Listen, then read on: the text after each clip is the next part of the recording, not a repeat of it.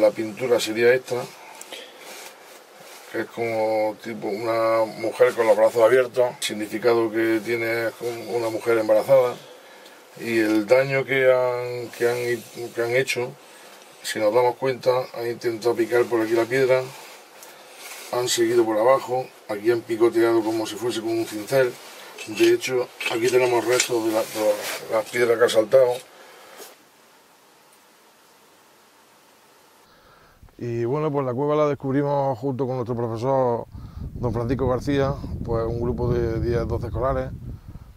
Descubrimos 2 pinturas rupestres que han sido las que han sido dañadas, pinturas que fueron protegidas por la UNESCO en el año 2012, y bueno, y que no sé cómo se puede catalogar a estos semejantes elementos del daño que han hecho, un daño irreparable. Y bueno, pues como esta mañana hemos dicho con compañeros míos que la descubrimos juntos, que parece que nos han quitado un trozo de nuestro cuerpo.